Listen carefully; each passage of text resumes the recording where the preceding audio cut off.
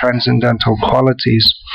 So Vishnu Sahasranam is very much about appreciating the transcendental qualities of the Supreme Lord. Most of the names are in relation to various of his qualities, transcendental qualities. So the name that we'll speak about today, maybe we'll speak about two, is Anirvinnah. Anirvinnah, it's a negative term, but Nirvana means disappointment. So Krishna is never disappointed. He's never depressed. We might find people in this world who also have a cheerful nature, but they also have to die. Next life they might get a different kind of nature.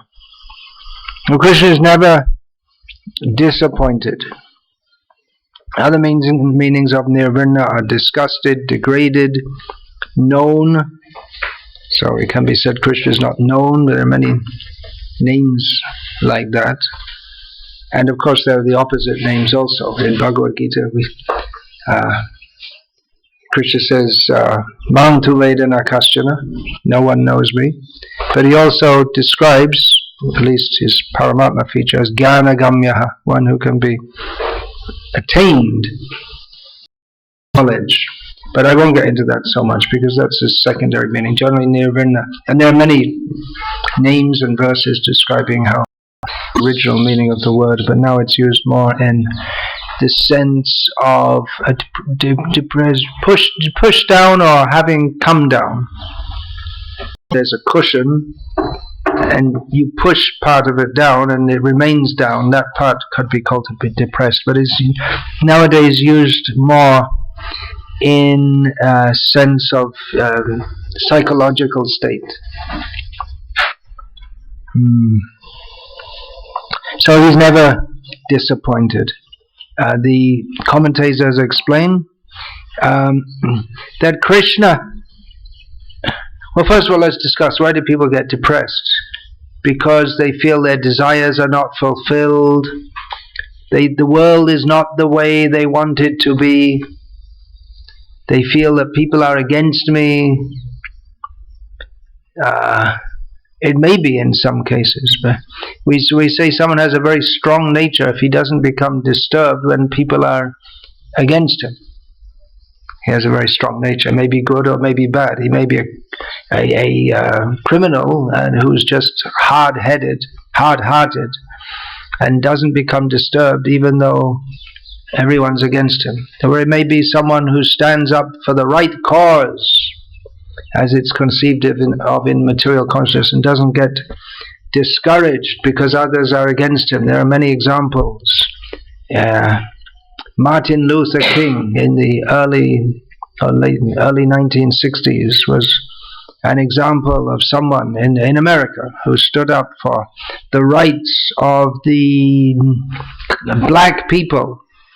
And even though there were so many people against him, but he stood up and he wasn't depressed, he remained confident, and in this way gave great courage to the black people and to the white people who supported him until he was shot dead. And then many people became disappointed. So Krishna, he can also cause disappointment to others. Just like when he killed Kamsa, Kamsa's wives were not happy. What were their names? One is Prapti. What's the other one? I can't remember. Two main wives. And their father, Jarasandha, he also wasn't very happy. So they became disappointed. But they became disappointed because they're demons. So at least the wives of Kamsa were his, they were attached to him. But Krishna, he doesn't become disappointed, even though there could be cause for him to be disappointed. He could be said, because he wants all the jivas to come to him.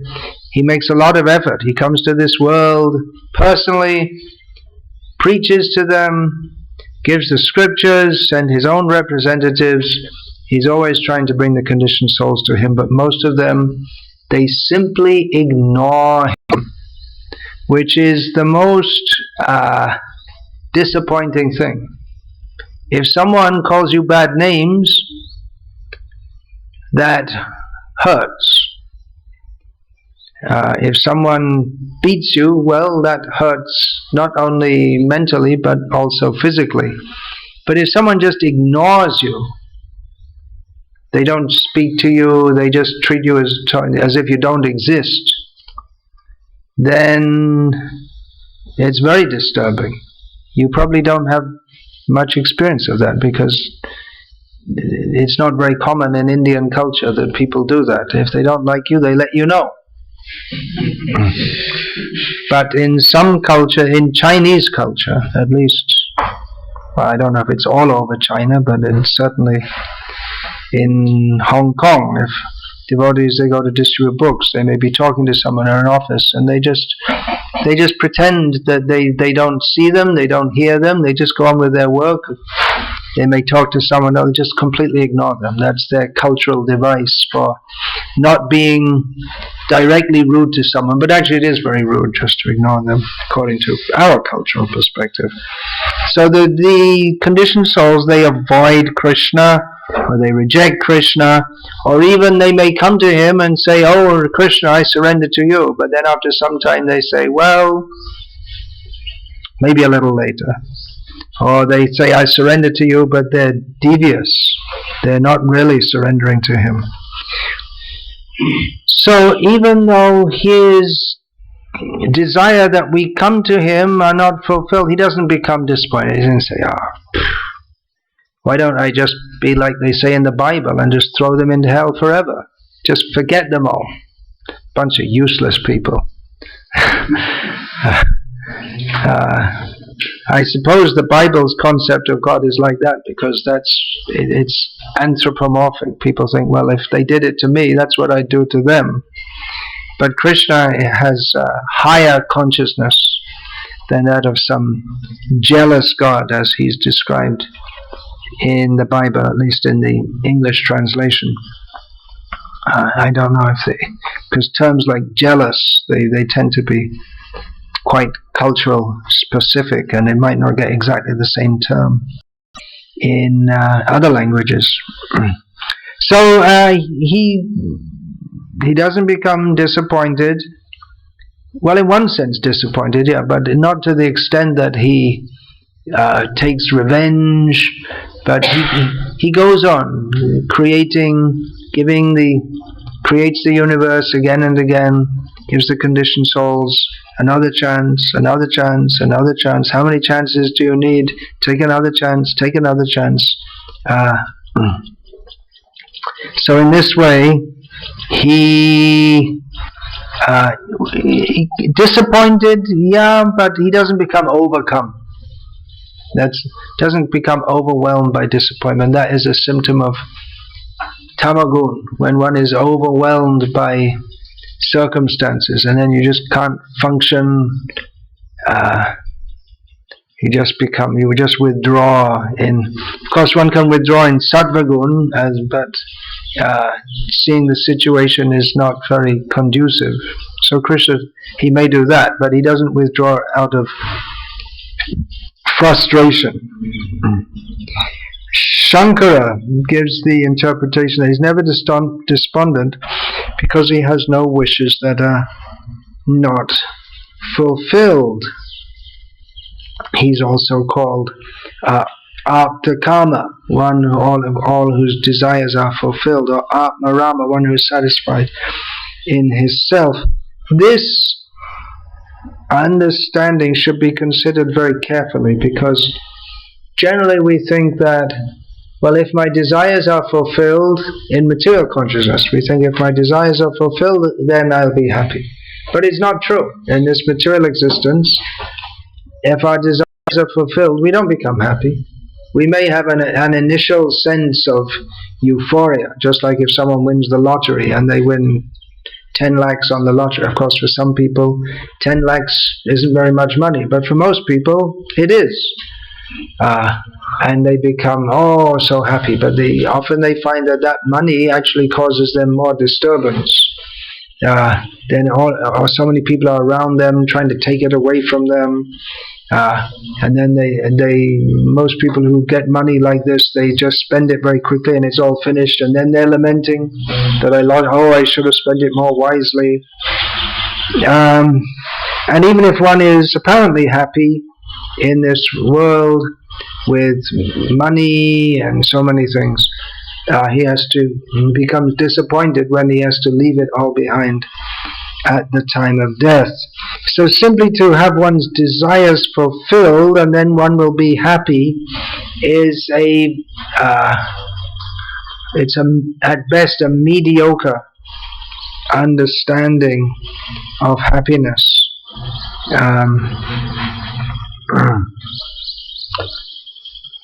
There was an American movie once. I know about it because Bhakti Vikas Swami told this story in a class. His father was a Hollywood movie actor, so we're told.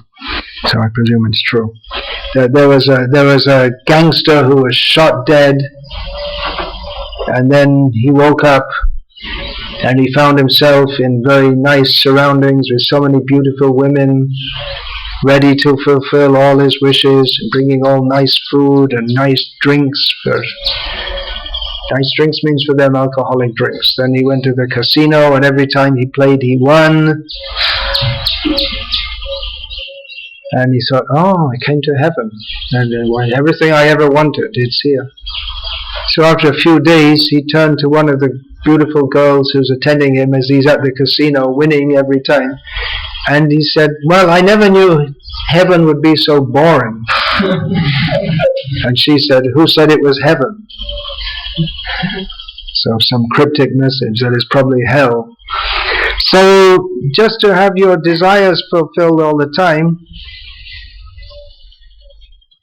that might not be the highest happiness. And in fact, Krishna, who is the Supreme Personality of Godhead, in his pastimes, when I say Godhead in this context, I mean who is superior in one sense even to Narayana, actually in four senses. At least in his Leela Madhuri, his pastimes are very especially sweet. Rupa Madhuri, his form is especially sweet. Venu Madhuri, his flute is very sweet. And Prema Madhuri, his love and his lovers, they're especially very sweet. So in his pastimes, there is much thwarting of his desires, it would seem. He has to struggle, apparently, to win the love of Radha, and he's always has to be aware that Radha's mother-in-law and sister-in-law are giving problems, and she gives problems, and Lalita gives problems, but still Krishna is he's always ready to give it another try. Sometimes it might appear that he becomes disappointed, that Radha has rejected me. But he takes heart and goes back to her. So in the higher level, of course these names are Vishnu Sahasranam, they are Vishnu Sahasranama. So at the higher level in Krishna's pastimes, there may be some apparent disappointment. In fact, this word Anirvinnah, we find it, the name here is given as Anirvinnah, not despondent. But the term Nirvinnah, Anirvinnah Chaitasa, we find. That's a devotee is also supposed to be of not depressed mind. But the word Nirvinnah, we find it often in Chaitanya Charitamrita. Nirvinnah.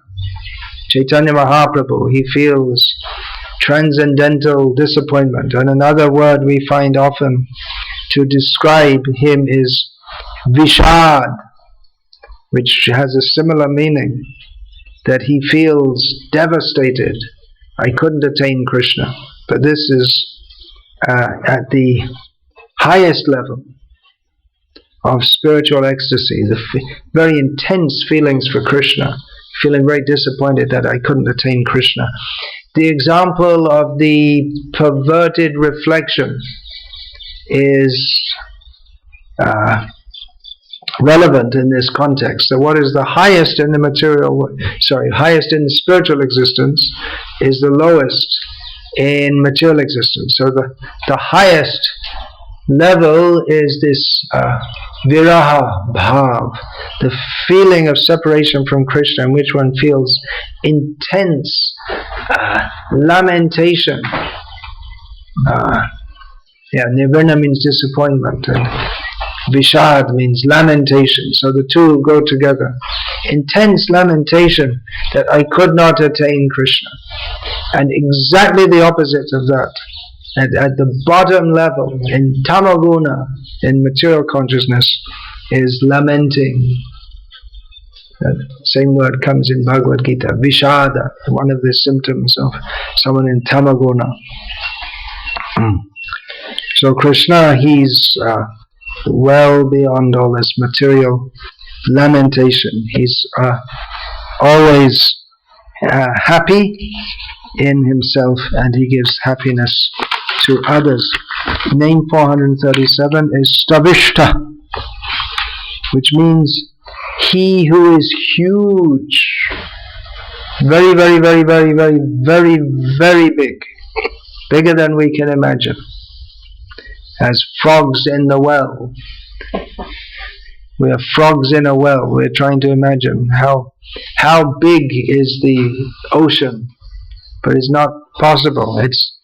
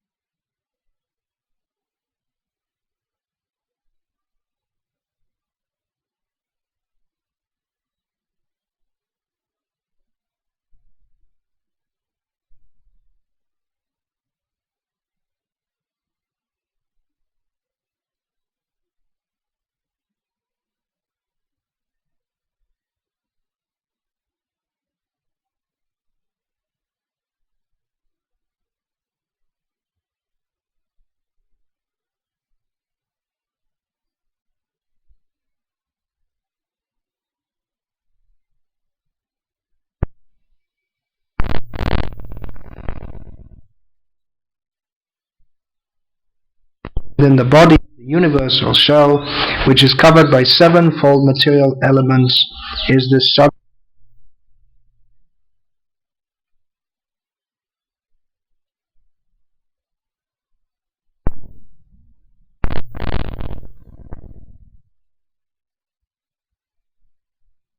It's known as Patala, constitute the bottoms of the feet of the universal Lord, and the heels and the toes are the Rasatala planets.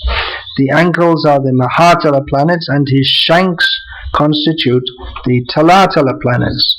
The knees of the universal form are the planetary system of the name Sutala, and the two thighs are the Vitala and Atala planetary systems. The hips are Mahitala, and outer space is the depression of his navel. The chest of the original personality of the gigantic form is the luminary planetary system. His neck is the Mahar planets, his mouth is the Janas planets, and his forehead is the Tapas planetary system. The topmost planetary system, known as Satyaloka, is the head of he who has 1,000 heads. His arms are the demigods headed by Indra. The 10 directional sides are his ears, and physical sound is his sense of hearing. His nostrils are the two Ashwini Kumaras, and material fragrance is his sense of smell. His mouth is the blazing fire. The sphere of outer space constitutes his eye pits, and the eyeball is the sun as the power of seeing. His eyelids are both the day and night, and in the movements of his eyebrows, the Brahma and similar supreme personalities reside. His palate is the director of water, Varuna, and the juice or essence of everything is his tongue. They say that the Vedic hymns are the cerebral passage of the Lord, and his jaws of teeth are Yama, god of death, who punishes the sinners. The art of affection is his set of teeth, and the most illusory material energy is his smile. This great ocean of material creation is but the casting of his glance over us. Modesty is the upper portion of his lips. Hankering is his chin. Religion is the breast of the Lord, and irreligion is his back. Brahmaji, who generates all living beings in the material world, is his genitals, and the Mitravarunas are his 2 testicles. The ocean is his waist, and the hills and mountains are the stacks of his bones. O king, the rivers are the veins of the gigantic body, the trees are the hairs of his body, and the omnipotent air is his breath. The passing ages are his movements, and his activities are the reactions of the 3 modes of material nature. O best among the Kurus, the clouds which carry water are the hairs on his head, the termination of days or nights are his dress, and the supreme cause of material creation is his intelligence. His mind is the moon, the reservoir of all changes. The principle of Matter, Mahatattva, is the consciousness of the omnipresent Lord, as asserted by the experts, and Rudradev is his ego. The horse, mule, camel, and elephant are his nails, and wild animals and all quadrupeds are situated in the belt zone of the Lord. Varieties of birds are indications of his masterful artistic sense. Manu, the father of mankind, is the emblem of his standard intelligence, and humanity is his residence. The celestial species of human beings like the Gandharvas, Vidyadharas, Charanas, and angels all represent his musical rhythm, and the demoniac soldiers are representations of his wonderful prowess. The Virata Purusha's face is the Brahmanas, his arms are the Kshatriyas, his thighs are the Vaishyas, and the Shudras are under the protection of his feet. All the worshipable demigods are also overtaken by him, and it is the duty of everyone to perform sacrifices with feasible goods to appease the Lord. Now, text 38.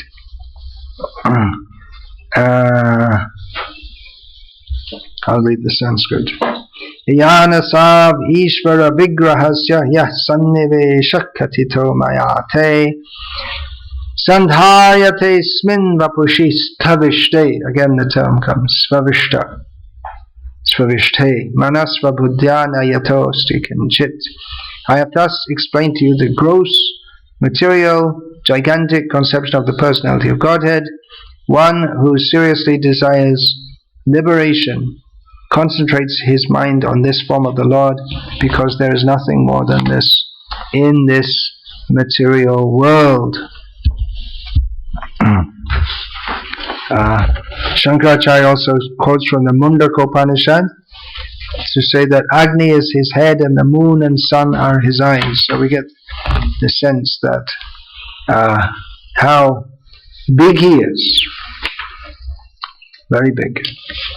And another interpretation is that he's always accompanied by Lakshmi, who is inseparable from him. But that seems to be, in this context, a secondary meaning that's given. Then name 438 is Bhuh. Bhuh.